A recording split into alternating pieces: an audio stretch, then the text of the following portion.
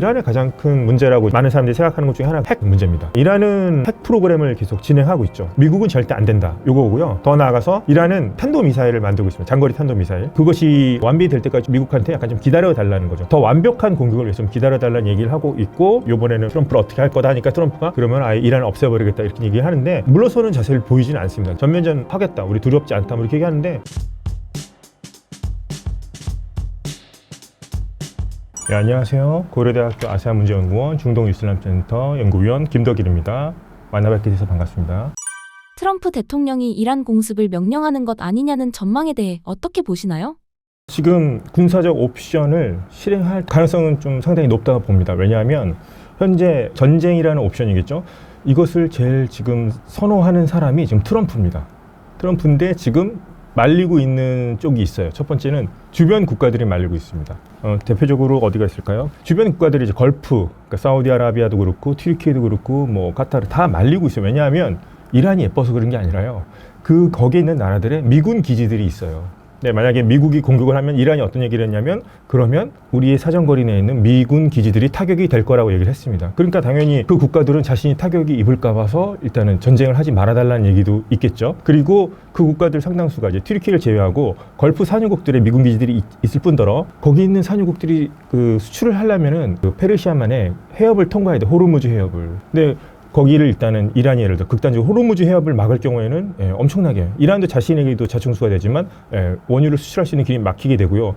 예를 들어서 미군 기지가 아니더라도 이란이 사정거리 내에 있는 예를 들어서 걸프만 국가들의 정유시설 같은 걸 공격하면은 자신들한테 엄청난 피해가 되잖아요. 그렇기 때문에 일단은 군사적 행동을 일단은 하지 말아달라. 일단은 하기 때문에 일단 트럼프도 보류하고 있는 것 같고요.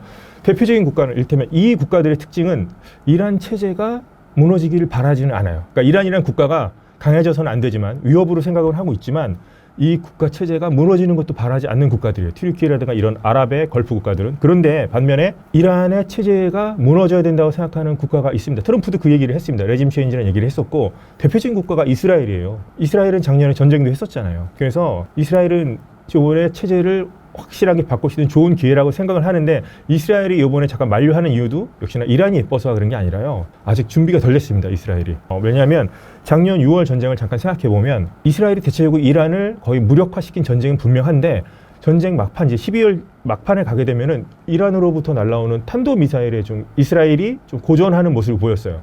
제가 실제 이스라엘에 가서도 그때 당한 흔적을 보고 오긴 했는데, 그게 일단은 막으려면 뭐겠어요?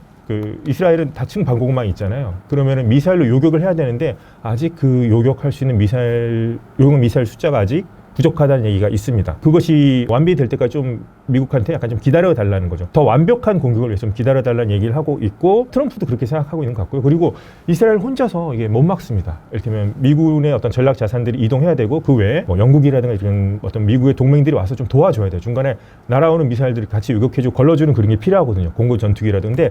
이스라엘은 이란 체제가 무너지길 바라지만 아직은 조금 더 기다려달라는 쪽이고요. 문제는 이제 트럼프죠. 선택권은 최종 결정권자는 트럼프인데, 트럼프도 일단은 기다려보는 것 같습니다. 현재까지는. 조금 더 완벽한 항모가 완전하게 도착을 하고 훈련이 마칠 때까지 기다리는 부분도 있는데, 제가 봤을 때는 그런 것도 있는 거예요. 준비를 위해서 기다리는 것도 있지만, 공격한다고 하는 이런 사인을 보내는 것 자체가 현재 이란 집권층 안에서의 어떤 분열이라든가 이탈 같은 거를 좀 계산하고 있는 부분도 있어요. 계속 공격한다 한다 하면서 안 하는 지금 모양새긴 해요. 그러니까 사람들이 트럼프는 항상 뭐 이렇게 겁쟁이 아니야? 뭐 물러서기만 해. 한데, 저는 트럼프는 상당히 그런 것까지 계산하는 인물이라고 저는 생각을 하거든요. 그렇기 때문에 말하는 그 안에 다 뼈가 들어있죠. 그러니까 일테면 계속 발언하는 거 보면은 경제 제재 같은 건 계속 하잖아요. 오히려 이란과 거래하는 국가에 대해서 관세를 더 매기겠다는 얘기까지도 했었고요. 그다음에 이란 혁명수비대 같은 경우에는 제재를 우회해서 많은 기업들 운영하면서 막 자금을 이제 세탁하고 이런 거 하는데, 미 재무부에서 그것까지 파악하고 있다는 얘기까지 했었고 하니까, 지금 보면은 자꾸 이제 유혈 사태 만들지 말라, 사형 집행하지 말라 이렇게 조건을 거는 경우가 지금 누가 하고 있는지 우리는 다 알고 있다. 뭐 그런 거죠. 이름 다 적고 있으니까 조심해라. 뭐 이런 식으로 계속 어떻게 보면 저는 시간을 늦추면서도 그런 사인을 계속 보내고 있는 것 같아요. 그래서 현재까지 이란 지배 체제, 특히나 뭐 이슬람 혁명 수비대가 아무리 정예고 체제와 목숨을 바칠 정도로 충성스럽다고 하지만, 그런 균열까지도 한번 노리면서 계속 이렇게 지금 군사적 옵션을 만지작거리는 게 아닌가 이렇게 하는데, 전운이 감돌고 있는 것만큼은 좀 확실히 보이긴 합니다. 현재까지는. 이란 정권이 인터넷을 전면 차단하고 군까지 동원하는 상황이 시사하는 바는 무엇일까요?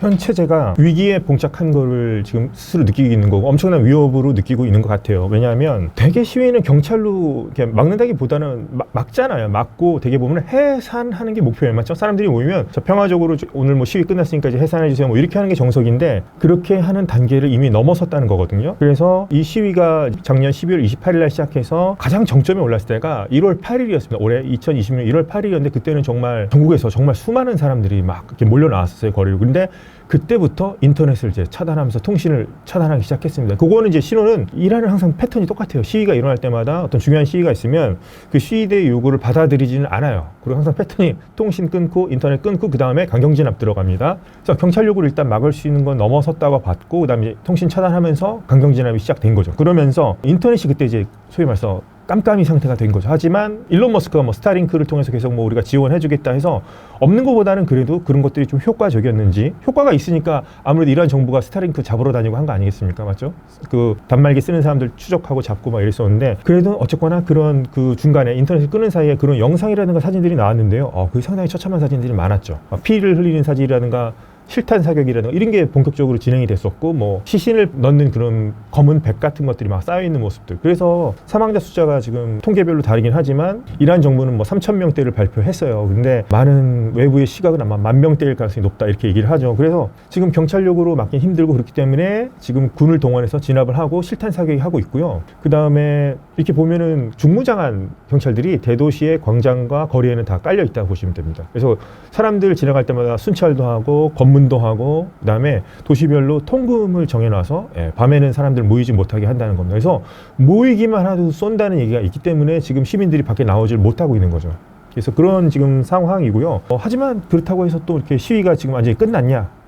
그렇게 보고 있지는 않습니다. 저는 아직까지는 불씨가 사그라들지는 않고 있고 지금 계속 이제 참고 있는 상태라고 봐요. 공포를 계속 가하고 있지만 시민들은 거기서 공포를 질려서 위축되기보다는 오히려 지금 좀 더 부글부글 끓고 있는 상태 아닌가 저는 그렇게 생각합니다. 시위 진압에 외부 무장 세력까지 동원될 수 있다는 루머가 이란 정권의 정당성에 어떤 영향을 주고 있나요?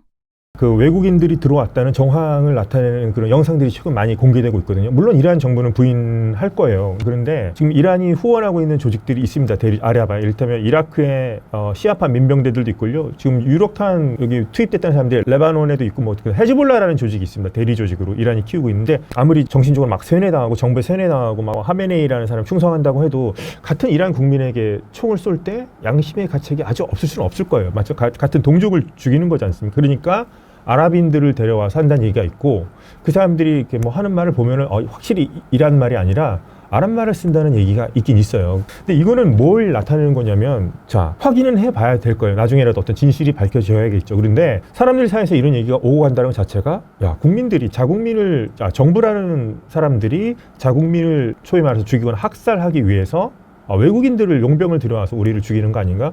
이렇게 된다면 국민들은 오히려 정부에 대해서 훨씬 더 큰 배신감을 느끼겠고 더 강렬하게 저항하겠죠. 그러니까 지금 이란 상황은 계속 제가 말씀드리는 건 작년부터 나타난 건데요. 국가와 정권을 분리해서 보기 시작했습니다. 이란이라는 국가와 지금 이슬람 정권을 분리해서 보기 시작을 했어요. 그래서 민심은 이미 이탈했고요. 지금 뭐 그런 소문이 날수록 이란 정부 현 체제의 정당성은 점점 더 없다고 봐야 되겠죠. 이미 사라졌고 정당성이 생길 만한 여지도 점점 없어진다고 봐야 되겠네요. 이번 사태에서 트럼프가 개인 명분을 확보했다는 시각이 많은데 이 상황은 미국에 어떤 선택지를 주고 있나요? 이제 처음에 얘기할 때는 이제 인권 얘기를 많이 하죠. 너무나 좀 많은 사람들이 죽고 있다. 그런 것도 얘기를 하고 있습니다. 물론 그것도 중요하게 작용하겠지만 우선 미국의 가장 큰 고민 중에 하나는 이란은 일단 반미 국가면서도요. 이란 중동 질서를 일단 위협하는 행위자로 행동해 왔습니다. 그러니까 이슬람 혁명이라는 것을 성공하고 난 다음에 이 사람들이 자신들이 만든 특이한 종교 국가 체제를 주변 지역에 수출한다고 했단 말이에요. 혁명의 이름으로. 근데 이거는 주변 아랍 국가들도 상당히 무서워하는 거거든요. 그러니까 일단 군부 독재 국가도 있고요. 아랍에서는. 그다음에 사우디라든가 카타르 이런 나라들은 왕국이잖아요. 이런 나라들도 이란 현재 신정 체제 하에서는 봤을 때는 잘못된 국가 체제예요. 자신들이 혁명을 수출해서 우리와 같은 이런 정치 체제를 만들어야 된다고 생각하기 때문에 중동 질서를 교란하는 어떤 위협 세력으로 많이 생각을 해왔는데 지금 일단은 이란에서 국내에서 일단 시위가 벌어졌다는 점에 대해서 트럼프는 일단 개입할 명분을 얻었죠. 이제 일단은 그런 문제 국가에 개입할 수 있는 명분을 얻었고요. 자 이렇게 이런 혁명을 수출한다는 그런 이미지도 있고 그렇게 해서 이제 중동 질서를 위협하는 것도 있지만 이란의 가장 큰 문제라고 이제 많은 사람들이 생각하는 것 중에 하나 그거잖아요. 핵 같은 문제입니다. 그러니까 이란은 핵 프로그램을 계속 진행하고 있죠. 그러니까 겉으로는 우리는 핵 무기를 보유하지는 않겠어 하지만 우리나라 안에서 우라늄을 농축하면서 핵 무기를 만들기 직전까지 단계는 우리가 권리를 가져야 된다. 미국은 절대 안 된다. 요거고요. 더 나아가서 이란은 탄도미사일을 만들고 있습니다. 장거리 탄도미사일. 그거는 대개 보면 이제 이스라엘을 겨냥하는 건데 탄도미사일을 미국은 만들지 말라고 하는데 이란은 우리의 주권이기 때문에 탄도미사일을 만들겠다 계속 얘기하고 있고요. 또 하나는 미국이 봤을 땐 테러 조직이죠. 레바논의 헤즈볼라, 그 다음에 하마스, 그러니까 가자지구 하마스, 예멘 후티 반군 같은 것도 그런 대리 조직들을 운영하면서 지원하는 게 이란인데 미국은 그것도 하지 말라는 거죠. 근데 이란은 계속 우리는 계속 하겠다. 그러니까 그런 국가를 근데 지금 이제 협상이 계속 결렬돼 왔는데 요번에 하여튼 이란이 지금 국내적으로 어떻게 보면 흔들리고 있는 상황일 때 미국이 개입할 수 있는 여지도 올라왔고 마지막으로 많은 분들이 이제 언급하시는 게 석유 얘기도 있죠. 석유. 그러니까 베네수엘라는 이미 마두로 작전을 이제 축출하면서 베네수엘라 석유를 관리하는 것까지 이제 성공하게 했는데 그러면 이란도 세계적인 산유국이니까 미국이 그럴 수도 있지 않냐. 충분히 그렇죠. 석유도 고려할 건데요. 베네수엘라처럼 직접 관리하기보다는 미국이 자기가 봤을 때 이 중동이 자신이 생각하는 중동 질서를 훼손하지 않는 선에서 그런 국가가 들어서고 그런 유가들이 싸게 안정적으로 공급될 수 있는 그런 환경이 된다면 그런 걸 원하는 것 같아요. 제가 봤을 때. 물론 그러니까 이란 석유 중요한데 자신이 직접 관리하기보다는 자신들이 생각하는 안정됐다고 생각하는 그런 안전한 국가가 생산하는 석유를 통해서 유가가 안정화되고 낮아지는 점. 이렇게 된다면 이란이 석유를 제일 많이 수출하는 나라가 중국이거든요. 헐값에 사갔단 말이에요. 그럼 중국한테도 어떤 피해를 줄 수 있겠고 러시아도 석유라든가 가스를 통해서 경제를 지탱하는데 유가가 떨어지면 러시아에게도 타격이겠네요. 그러면은 넓게 보면은 결국에는 또 중국과 러시아를 견제하는 측면도 있는 거죠. 통신망 지원이나 강한 메시지 정치 같은 간접 개입 전략은 이란 권력 구조의 균열을 만들 수 있을까요?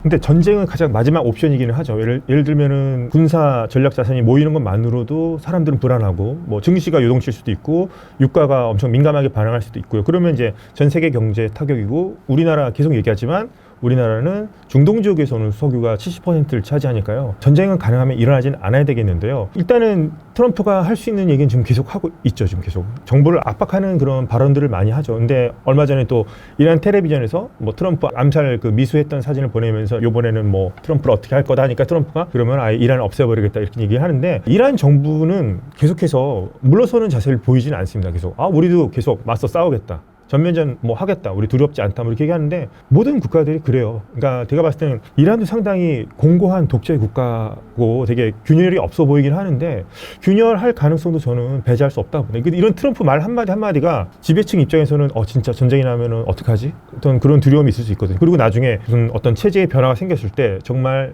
너 어떤 그런 범죄에 가담한 적 있지?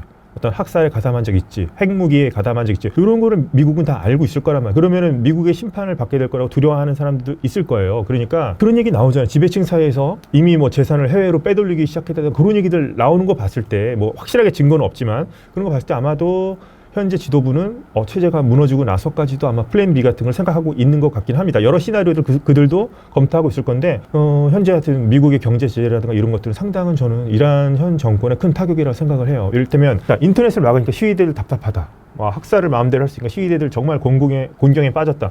맞는데요. 이란 정부도 만만치 않습니다. 왜냐하면 이란도 인터넷 거래 같은 것도 하고요. 경제가 안 돌아가는 거예요, 지금. 그리고 이렇게 되면은 경제가 안 돌아가면 이란도 어떻게 보면 공무원들한테 월급도 줘야 되잖아요. 군인들한테도 월급도 주고 해야 되는데 이런 게 막혀버리게 되면 경제 문제가 탈출구를 찾지 못하게 되면 이란 정부도 상당히 난감하거든요. 그래서 트럼프는 지금 봉쇄하고 있고 이렇게 언어로서 이렇게 하는데 그게 별 효과가 없어 보이는 것 같긴 해도 이란 내에서는 엄청난 지금 계산을 하고 있을 거라고 저는 생각합니다. 지금.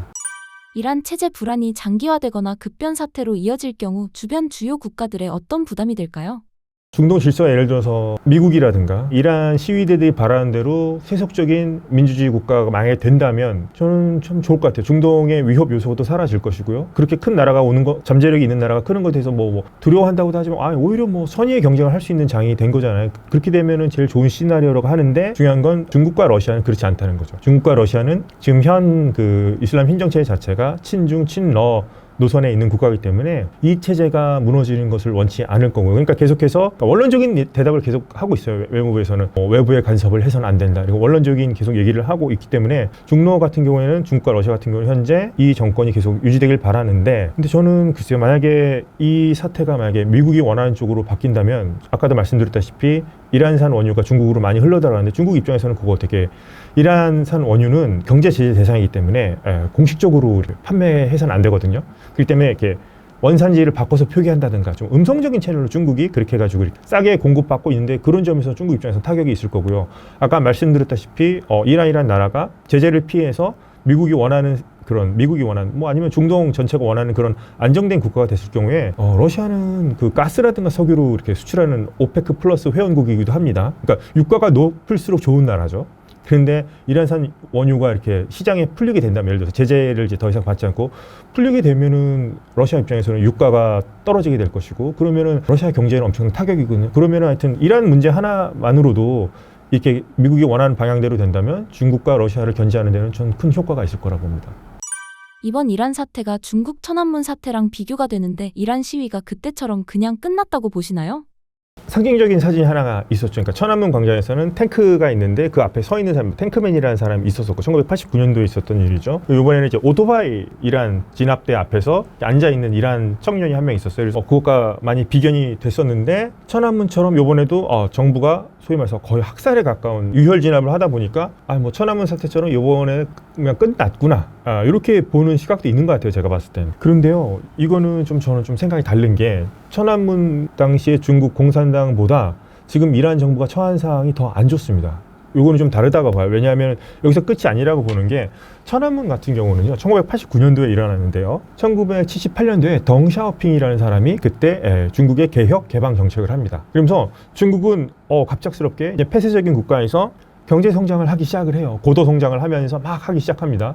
그러다가 1989년도에 이제 천안문에서 시위가 있었던 거죠. 민주화를 요구하고 뭐 이런 시위가 있었고, 그 다음에 똑같이 탱크로 진압을 하고, 그 다음에 이제 서방 세계로부터 이제 제재를 받았지만은 지금까지 그래도 어쨌거나 고도 성장을 계속 해 오면서 지금까지 시진핑 체제까지 일단 이어져고는 있습니다. 안에 뭐 어떤 문제가 있긴 하지만 경제 성장이라는 과실이 있었어요. 그렇기 때문에 그 체제가 유지될 수 있는 일종의 정당성을 보여줬어요. 중국 공산당은. 근데 지금 이러한 상황은 그것과 달라요. 왜냐하면 겉으로 보기에는 유혈로서 지금 진압된 것 같아 보이긴 해요. 그런데 중국과 달리 지금 계속 경제가 안 좋은 상황에서 이 사건이 벌어진 거예요, 일단은. 그러고 나서 그럼 중국처럼 그러면 사건이 유혈 진압이 되고 중국처럼 그러면 경제적으로 성장을 해서 만약에 인민들이 만족할 정도가 되면은 또 지금까지 이어질 수도 있어요. 지금 중국 공산당처럼. 그런데 이란은 이후에 지금 경제가 잘 나갈 수 있다는 그런 전망이 전혀 안 보여요. 그러니까 그러면 이란 국민들이 예를 들어서 경제난 뭐 때문에 이 시위가 촉발됐다고 하지만 어느 정도 좀 경제가 성장이 되고 잘 돌아가면은 뭐 이란 국민들도 돌아가서 시위 나갔던 사람들 만족할 수 있다고 할 수 있겠지만 지금 그런 상황이 전혀 안 되거든. 이란 정부가 지금 경제가 탈출구가 없습니다, 지금. 그러니까 제재하에 계속 놓여 있는 상황이기 때문에 지금 어떻게 탈출구가 없어요. 그렇기 때문에 저는 오히려 이 시위가 일어날 수 있는 불씨가 계속 있다고 보는 이유가 그겁니다. 물론 경제는 뿐만 아니라 계속 그 불만을 가져왔었던 그런 인권, 자유, 어떤 그런 거에 대한 열망이고, 그래서 저는 이거를 우리나라 언론에 계속 이제 경제난으로 촉발된 반정부 이란 시위라고 얘기를 하는데, 저는 이거 이란 민주화 시위라고 보거든요. 그래서 중국과는 상황이 다르고 천안문 사태처럼 이게 끝이 아니라고 저는 보고 있습니다. 언제든지 불씨가 재점화될 가능성이 있다고 저는 생각해요. 이란에서 사상 첫 쿠데타 신호라는 표현까지 나오는 배경이 무엇일까요? 계속 얘기하지만 이 시위는 저는 민주화 시위라고 생각을 해요. 예전에 1989년 제일 많았던 게 공산주의 체제가 이제 철의 장막이라고 해서 되게 공고해 보였었거든요. 근데 그때 와르르 그 장벽이 무너지는 경우가 있었죠. 공산주의 체제가 그때 무너지는 것을 목격한 분들이 있었어요. 공산주의 체제도 정말 무섭고 막 감시 체제도 철저하고 절대 안 무너질 것 같았는데 어느 순간 우르르 무너졌거든요. 근데 저도 이거는 처음에 이제 경제난으로 일단 시작이 됐죠. 그러니까 바자르라고 하는 전통시장 상인들이 너무나 이제 인플레이션과 환율이 폭등하다 보니까 그걸 못 견디고 해서 처음에 셔터를 내리면서 시작됐다고 하지만 시위대들이 거리에서 보여줬던 구호 같은 걸 보면요, 이거는 민주화 시위예요. 그리고 예전에 공산권에 맞서서 싸웠던 그런 시위와 같은 거니까 이를테면 프라하의 봄 이런 시위도 있었지 않습니까? 체코에서 있었던 그런 것도 있었던 것처럼 이거는 저는 뭐 테헤란의 봄을 염원하는 이란 국민들의 전 시위라고 생각을 합니다. 왜냐하면 이러한 불만들이 계속 누적이 되어 왔었어요. 그러니까 최근의 사례만 볼게요. 일단 2009년도에 부정선거 이슈가 있었습니다. 그때 많은 사람들이 우리가 찍은 후보가 이긴 것 같은, 물론 이란 대통령 선거는 국가에서 후보를 정해주기 때문에 우리와 같은 자유로운 선거라고 보기는 힘들지만 많은 국민들이 이거 선거 결과가 이상하다 해가지고 그때 녹색 운동이라 해서 이렇게 초록 띠 같은 거 두르고 막 이렇게 항의를 하고 했었는데 그때도 이란은 거기서 강경 진압했습니다. 이란 패턴은 똑같아요. 일단은 시위가 일어나거나 이렇게 요구를 하면은 여기까지는 개혁에 대한 요구잖아요. 좀 선거 이거 좀 밝혀주세요. 진상 규명해 주세요. 했는데 강경 진압했고요. 2019년이에요. 그때도 시위가 있었습니다. 그때는 이란 경제는 보조금을 주면서 계속 이렇게 유지를 해요. 이렇게 서민들한테. 근데 휘발유에 대한 보조금을 삭제하는 조치를 합니다. 그러면 사람들 살기 힘들어지잖아요. 갑자기. 특히나 현업에 종사하시는 분들, 운전하시는 분들 같은 경우는 엄청난 타격이잖아요. 그래서 이거 보조금 내리면 너무 우리 살기 힘듭니다라고 또 시위를 하고 항의를 했는데 그때 똑같았습니다. 인터넷 차단하고 강경 진압하고 사망자가 대략 1,500명 나왔다는 거예요. 피해 11월 사건이라고 이제 기록된 사건이죠. 가장 최근이 2022년이니까 아실 거예요. 그 히잡 시위라고 하는 사건이 있었어요. 이를테면 히잡이라고 하는 것은 여성이 이렇게 스카프 같은 걸 머리에 쓰는 거잖아요. 그러니까 이슬람 율법에 따라서 여성들은 머리를 가려야 된다. 이런 게 있는 거죠. 이란에서는 그게 이제 강제 의무화인데 한 여성, 젊은 여성이 꽃다운 여성이 안 쓴 것도 아니고 제대로 안 썼다고 그래가지고 이제 도덕 경찰한테 잡혀갔다가 나왔는데 사망한 사건이었죠. 검사를 해봤더니 구타를 당해서 이제 죽은 것처럼 나온 거예요. 그래서 의문사가 하지만 어떻게 보면 공권력에 의한 죽음 때문에 시위가 폭발이 됐었죠. 그때도 똑같았습니다. 젊은 층들 많이 나왔고요. 여성들이 특히나 많이 나왔었죠. 그래서 여성 삶 자유라는 그런 구호를 외치면서 나왔었는데 그때도 강경 진압했습니다. 인터넷 끊고서. 그러니까 패턴이 똑같아요. 이란의 패턴은 항상 강경 진압이에요. 인터넷 끊고서 외부가 못 보게 하고서 이런 패턴인데 체제에 대한 이때 회의감을 느끼기 시작한 거는 저는 그 히잡 시위 때부터 나타났다고 생각을 해요. 근데 그때까지는 이란 정부가 이렇게 얘기하면 됐어요. 좀 여자들이랑 좀 젊은 애들, 요즘 좀 정숙하지 못하고 좀 일탈한 애들이 이런 시위를 하는 거야라고 치부했으면 됐어요. 근데 요번은 그렇지가 않아요. 그러니까 각계각층, 남녀노소 전국에서 이런 시위가 벌어졌거든요. 근데 구호를 외쳤던 게 다 하메네이에게 죽음을이라는 구호가 나왔습니다. 하메네이는 이란 최고 지도자고 최고 존엄이잖아요. 그래서 대통령보다 훨씬 더 높은 사람이고 이슬람 이 신정 체제를 상징하는 사람입니다. 근데 그 사람에게 죽음을 외치는 구호가 나왔고요. 이 이슬람 체제를 인정하지 않겠다는 뜻에서 현재 이슬람 공화국 국기가 있습니다. 현재 그 국기를 이렇게 부정하는 그런 그림이 나왔어요. 그게 왜 부정했냐면 그 국기가 이렇게 조그만 무늬 같은 게 있는 게 위아래가 신은 위대하다가 11개가 쓰여 있는 겁니다. 아랍어로. 그리고 가운데 이제 뭐 튤립 꽃 같은 모양이 알라라는 신을 이렇게 형상화한 마크거든요. 그걸 인정하지 않겠다는 거예요. 그리고 태양과 사자 그림이 있는 예전 국기 사진을 펄럭였어요. 그러니까 예전 국기입니다. 그러니까 이슬람 혁명 이전에 팔라비 왕조 그리고 그 전부터 이란인들이 생각하는 자신들의 어떤 상징을 이번 시위에서 많이 보여줬거든요. 그러니까 이거는 지금 이슬람 공화국 체제가 1979년 이후로 들어섰는데 이것에 대한 상징, 이것에 대한 국가의 정치적 정당성, 최고 지도자 전부 다 인정하지 않겠다는 뜻이에요. 그렇기 때문에 이번 시위는 경제난으로 촉발이 됐지만 우리 이제 개혁을 해주세요. 개혁했는데 다 묵살당했었거든요. 더 이상 이 체제가 개혁을 하지도 않고 그것을 할 수 있다는 능력도 없다는 것을 국민들은 알고 있습니다. 그렇기 때문에 이번에 아예 그냥 체제 자체를 엎어버려야 된다. 그래서 이런 구호들이 나오기 시작한 거고요. 여기서 이제 나왔던 게 자비드샤 이런 구호도 나왔고요. 이것이 마지막 전투다. 팔라비가 돌아간다 였습니다. 그러니까 자비드샤는 국왕폐와 만세 뭐 이런 뜻이에요. 그리고 팔라비는 바로 이런 이슬람 혁명 79년 이전에 있던 왕정 이름이잖아요. 왕조 이름이에요.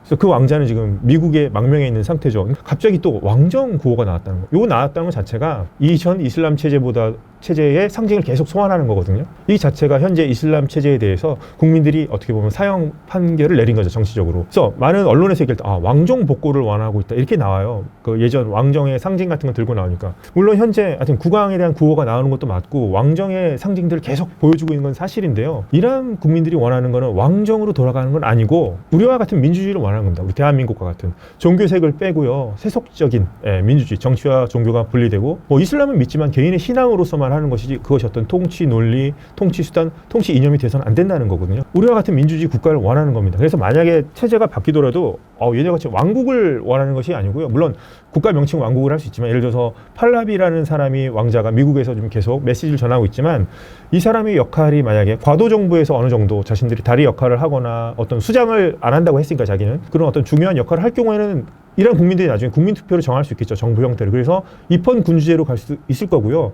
아니면은 뭐 이 사람이 아니더라도 뭐 우리와 같은 공화국으로 갈 수도 있겠죠. 대통령이 있는. 그렇기 때문에 이란 국민들이 원하는 것은 정말 우리와 같은 세속적인 민주주의 체제를 원한다. 이렇게 보시면 될 것 같습니다. 그래서 요번 같은 체제에 대한 완전한 부정, 체제에 대해서 사형 판결을 내린 시위였다. 저는 그렇게 생각합니다. 10년 만에 화폐 가치가 44배 폭락한 상황은 어떻게 해석해야 할까요? 일단 이란은 첫 번째 계속 제재의 연속이었습니다. 그러니까 1979년도 혁명을 일어난 이후에 반미를 선언했어요. 반미, 반서방 이런 노선을 하면서 스스로가 우리는 거대한 미국에 맞서 싸워야 된다. 미국을 그레이트 사탄이라고 불렀어요. 대악마. 저런 나라와 우리가 싸워야 된다. 그 다음에 그레이트 사탄의 작은 악마가 이스라엘. 이스라엘이라고 부르지도 않고요. 시온주의 정권이라고 부릅니다. 이렇게 해서 저 두 악의 세력을 우리가 무찔러야 된다. 뭐 이런 그런 이념을 가지고 이제 시작한 나라예요. 그러다 보니까 미국이 좋든 싫든 간에 어쨌거나 세계에서 가장 큰 경제 대국인데 미국과 척을 지게 된 거죠. 그러면서 이제 계속 제재를 받아왔어요. 미국 대사관에서 인질 사건도 벌인 적도 있고요. 그래서 사이가 계속 안 좋았죠. 그러다가 2015년도에 오바마 대통령이 있었어요. 미국. 그때 잠깐 핵합의하면서 제재가 약간 풀리긴 했었는데 2018년에 트럼프 1기 행정부 때죠. 2018년 그때 트럼프 대통령 당시에 핵합의를 깨면서 다시 제재가 복원됐습니다. 이때는 미국 차원의 제재였어요. 일단은 이제 힘들어지는 거죠. 제재가 들어가니까. 그리고 나서 2025년도에 뭐가 있었냐면 이스라엘과 12일 전쟁이 있었죠. 경제적으로도 또 타격을 입었습니다. 또 악재가 또 있었어요. 그건 6월 달에 있었던 거고요. 9월 달에 스냅백이라고 해서 제재가 다시 복원이 됐어요. 이거는 미국 차원의 제재가 아니라 UN 차원의 제재가 복원이 된 겁니다. 그러니까 제재의 폭이 훨씬 더 넓어진 거죠. 그러니까 이란은 이렇게 되면은 달러가 들어올 수 있는 통로가 막히게 되는 거예요. 그러니까 불법으로 음성적으로 중국하고 이렇게 수출을 하거나 이런 식을 제외하면은 달러가 들어올 수 있는 통로가 없습니다. 그러니까 환율이 폭등할 수밖에 없겠죠. 그래서 예를 들자면 지금 이에 따르면 화폐 가치가 44배 올랐다. 1,000원짜리를 이제 44,000원 주고 사야 되는 거네요. 10년 전에 비해서. 이렇게 되면은 국민들의 구매력이 일단 줄어들겠네요. 맞죠? 그만큼 주머니가 가벼워지는 걸 수밖에 없고. 문제는 이렇게 되면은 석유 수입이 들어오지 않다 보니까 이란도 석유를 수출해서 재정을 이렇게 유지를 해야 되는데 국가가 이게 수입이 줄어들게 되겠죠. 근데 이란 정부가 어떤 잘못된 선택을 하냐면 재정을 확보하기 위해서는 세금을 더 거두면 돼요. 근데 세금을 거두면 국민들이 싫어할 거 아니에요. 그러니까 어떻게 하냐고요? 돈을 막 찍어내요. 부족한 돈을 막 찍어내니까 어떻게 되겠습니까? 통화량이 막 늘어나기 시작하는 거예요. 그럼 당연히 계속 물가는 계속 오를 수밖에 없겠죠. 그리고 서민들한테는 보조금을 지급해 줘야 되는 구조예요 지금. 그러니까 보조금 지급해야 되죠. 석유 수입으로 안 들어오는 돈은 은행에서 계속 화폐를 찍어서 그걸로 메우는 시스템이다 보니까 이게 인플레이션이 안 날 수가 없는 구조예요. 그리고 이제 구체적인 사건 하나 말씀드리자면 아얀데 은행이라는 사건을 하나 또 소개시켜 드릴게요. 아얀데 은행이 파산을 했습니다. 이게 뭐냐면 우리나라에 있는 뭐 K은행, S은행 뭐 이런 우리는 시중 은행이에요. 제1금융권인데 고객 숫자가 이제 700만 명인데 이 은행이 어떤 선택을 했냐면 예전에 우리 같은 이제 보통 서민들이 예금한 돈을 가지고 투자를 합니다. 뭐냐면 거대 쇼핑몰을 만들기로 이 사람들이 계획을 세워요. 그래서 이란몰이라고 해서 엄청난 쇼핑몰을 만들었어요. 그런데 그 쇼핑몰이 잘 안 됐어요. 망했어요. 그러면 어떻게 돼요? 그 예금자 돈으로다가 거기다 투자를 한 거예요. 다 원칙이 있을 거 아니겠습니까? 근데 투자를 했습니다. 근데 이게 적자가 나기 시작하는 겁니다. 이걸 메워야 될 거 아니에요. 그럼 예금자들이 어떻게 해요? 우리 돈 어떻게 가서 안 되니까 어떻게 하냐면 중앙은행에서 이 은행을 지원해 줍니다. 돈을 막 또 찍어줘요. 돈을 막 찍어내요. 이 손실을 보전해주기 위해서. 이러니까 이게 한번 보세요. 그러면은 50억 달러 정도의 손해를 끼쳤다고 해요. 그러면 중앙은행이 이거에 해당되는 돈을 찍어내는 겁니다. 근데 이란도 이런 거에 대한 규제 감독 기구가 있어요. 근데 규제 감독 기구가 있는데 왜 작동을 안 했을까요? 이 은행이 어떤 권력층과 인맥이 있었다는 거죠. 그러니까 정경 유착도 엄청 심하고요. 부정부패도 엄청 심한 나라. 그러니까 종교국가라고 해서 막 되게 엄숙할 것 같지 아니에요. 엄청 부정부패가 심하다는 겁니다. 그래서 계속 여기다 돈을 쏟아부으면서 화폐 가치가 계속 폭락하게 된 거죠. 이렇게 돼서 계속 악순환입니다. 그래서 여기서 극복하기 위해서 이란 정부에서 어떤 거냐면 우리 화폐 단위에서 공이 있잖아요. 공 네 자리를 빼는 정책을 합니다. 디노미네이션이라고 해가지고. 그래서 별 의미가 없으니까 10,000원짜리를 1원으로 표시를 하는 거죠. 그래서 공 네 자리를 빼면은 인플레이션이 좀 줄지 않을까 이런 식으로 했는데 별 효과 없었습니다. 별 효과 없었죠. 그래서 하여튼 힘듭니다. 그래서 되게 지금 통계에 나온 걸 보면은 2025년 지금 시위 나기 전까지 통계를 낸 거 보면은 연평균 물가 상승률이 40%일 것이다 이런 얘기가 나오고 있죠. 근데 경제 성장률은 그보다 못합니다. 1%가 안 될 거예요. 아마 0%대 0.몇% 나올 것 같습니다. 그러면 서민들은 살기 힘들니까 계속 악순환이에요. 물가 상승이 계속 되고 이렇게 되는 거고 리알화라는 돈을 쓰는데 그러면은 리알화 같은 거 저는 갖기 싫을 것 같은데요. 달러랑 금 갖고 싶을 것 같은데요. 그러면은 그럴수록 이 리알화는 점점 휴지 조각이 되는 거죠. 그러니까 뭐 커피 한 봉지를 사려면 이란 돈 푸대로 들고 다녀야 된다는 말이 동영상에 나오는 게 거짓이 아닌 것이죠. 그래서 서민들은 정말 살기 힘들어지는 겁니다.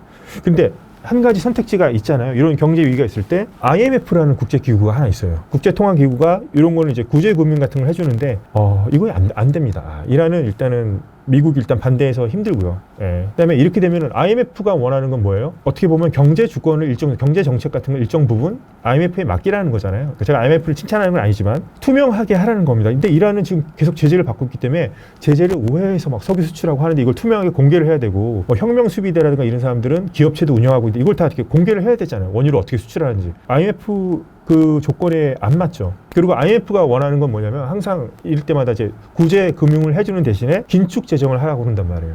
예산 줄이고 막 이렇게 긴축 재정하면 이렇게 하면은 뭐 방향은 그렇게 가는 게 맞겠죠. 지금 계속 재정 적자가 나니까. 그런데 이러면 또 서민들은 또 힘들어지는 거죠. 고통을 감내해야 되는 겁니다. 그래서 이란은 일단은 국제 금융 질서에 현재 편입되지 못한 상태이기도 하지만 IMF와 같은 구제 금융 기관이 들어와도 어떻게 손을 쓸 수가 없는 상태라고 보면 될 것 같아요. 그래서 형제적으로 경제적으로 지금 거의 파산 상태라고 보면 될 것 같습니다.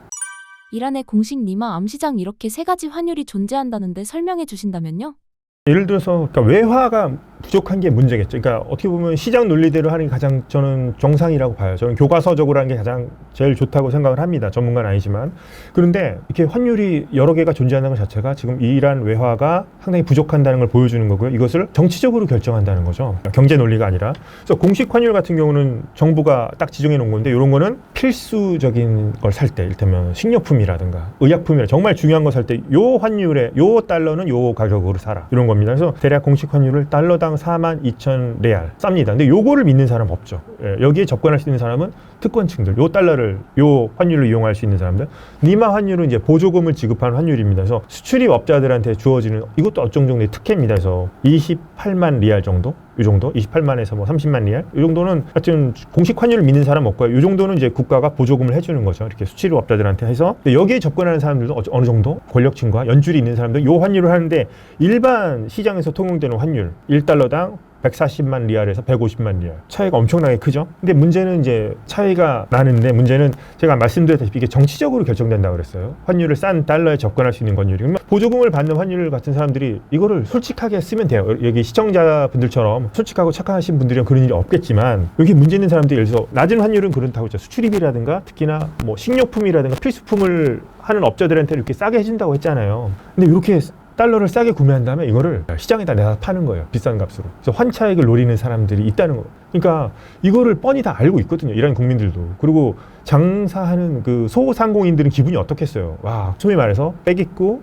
권력층과 가까운 사람들은 야 저렇게 해서 이득을 취하고 권력과 가깝다고 해서 저렇게 특혜를 누리는데 결국에는 모든 물가가 올라서 수입하고 해야 되는 우리들은 망하게 생겼는데 문을 열어도 망하게 이러니까 사람들이 불만이 터져나오기 시작한 거죠. 그래서 엄청나게 지금 잘못된 구조 하에서 경제도 역시나 지금 운용 자체도 지금 상당히 무능하고 부정부패가 팽배해 있어서 문제가 해결될 기미가 보이지 않는다. 이렇게 볼 수 있을 것 같습니다. 이란 경제의 핵심 축이었던 그랜드 바자르 상인들이 정권의 등을 돌린 점은 얼마나 상징적인 사건인가요?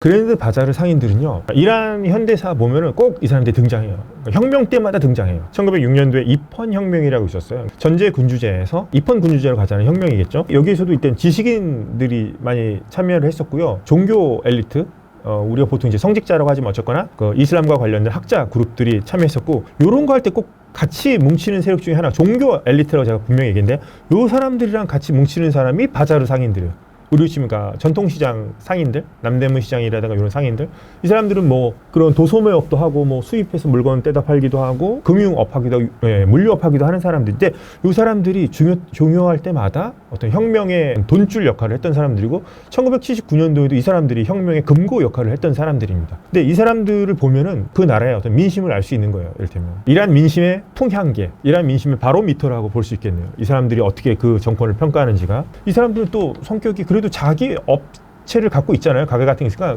그렇게 뭐 급격한 변화를 원하거나 하지 않고 보수적인 사람들이고, 어떻게 보면 아마 신앙심 같은 것도 상당히 종교 엘리트랑 친했으니까 일반 국민들보다도 어떻게 보면 좀 전통적 가치 같은 거에 더 충실한 사람들, 좀 더 종교적이고 보수적인 사람들. 근데 이 사람들이 셔터를 내린 거였죠. 이번에 12월 28일 날. 그리고 그 안에 막 최루탄이 날아다니고 이렇게 했던 건데 이 사람들이 돌아섰던 거는 큰 거죠. 그러니까 현재 이슬람 체제를 지지했던 축 하나가 쑥 빠져버린 거죠. 그렇기 때문에 등을 돌린 건 엄청나게 큰 겁니다. 그러니까 젊은 층이나 아까 말했다시피 뭐 젊은 여성들이 등 돌린 건 아주 요즘 뭐 그런 거 있잖아요. 젊은 애들은 요즘 애들이 삐딱하게 나가서 저래 할 수 있었는데 이 사람들은 자기 편이었던 사람들이란 말이에요. 근데 이 사람들이 돌아선 거는 엄청나게 당혹스러웠을 거예요. 요번 그 이란 정부가 특히나 정치적으로 그렇잖아요. 그러니까 원래부터 다른 편이었으면 모르는데 자기 편이 돌아선 거는 마이너스 1이 아니라 마이너스 2잖아요. 맞죠? 자기 편도 잃은 거지만 적이 돼버리는 거니까 이 타격은 상당히 커요. 그래서 어떤 분들은 뭐 바자르가 돌아서는데도 일단 뭐 유혈 진압 선고한 거 보니까 바자르가 예전만 영향력이 없는 거 아니야? 이런 얘기 하는데요. 아닙니다. 예. 그래도 바자르층이 이렇게 돌아섰다는 것 자체가 상당히 상징적이죠. 같은 편이었던 어떻게 보면 끝까지 지지할 것 같았던 이런 사람이 돌아섰다는 것 자체가 상당히 이란 정부에서는 당혹스러웠을 겁니다. 그리고 이것이 그런 최초의 일단 사건이었고요. 미국의 스냅백 제재로 약 1,200억 달러의 자산이 다시 동결된 상황이 얼마나 이란 경제에 타격이 될까요? 스냅백을 통해서 이제 1,200달러를 일단은 자기가 쓰려고 했던 계획이 다 있었을 거 아닙니까? 이란 정부도. 그래서 수입했던 대금도 결제도 해야 되고 국가 빚도 상환하고 여러 이제 어떻게 보면 이제 달러가 들어와야지 이제 안정이 됐을 텐데 이게 막혀버린 거죠. 그러니까 달러가 계속 가뭄 현상이 지금 벌어지게 되는 것이죠. 그러니까 이게 계속 이어지는 거예요. 요 돈이 들어왔으면 그래도 조금 나을 수 있었을 텐데 우리가 기대했던 돈이 지금 못 들어오기 시작하니까 말씀드렸던 것처럼 환율이 폭등하면서 수입 원가가 급등하게 되고 계속 이런 것이 일어나는 거죠. 수입품 그러니까 이란이 또 예를 들어서 뭐 외부와 완전히 단절된 채로 완전 자급자족이 가능하면 모르겠는데 그게 아니잖아요.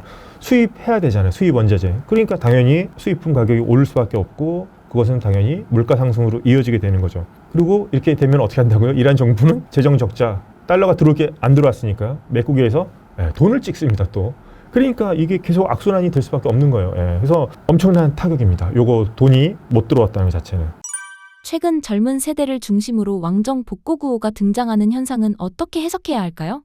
이란은 우선 결론부터 얘기하자면 이란이 원하는 것은 우리와 같은 세속 민주주의 체제입니다. 근데 왕정 복고가 나왔어요. 근데 제가 이제 이란 친구들, 이제 어린 친구들이랑 얘기를 많이 해요. 이렇게 많이 하는데 이 친구들이 똑같이 얘기를 해요. 팔라비 때가 좋았어. 근데 이게 70년대, 60년대 얘기인데, 그러니까 젠지 세대들이 어린 친구들이 얘기를 해보면, 야, 그걸 니들이 어떻게 알아? 그러니까 좋았대요, 그때가. 근데 이거는, 그러니까 연세 드신 분들이면, 향수라고 할 수도 있을 거예요. 근데, 아니, 뭐, 겪어보지 않고 니네가 그걸 어떻게 알아? 하는데, 이 친구들이 느끼는 거는 혁명 이후에 태어난 신세대들이잖아요. 뭐, 2000년대 이후에 태어난 어린 친구들인데, 이 친구들이 느끼는 건 자신들은 어떻게 보면 억압받으면서 살아온 거를 생각해 왔었어요. 근데 70년대 사진을 보시면 나올 거예요.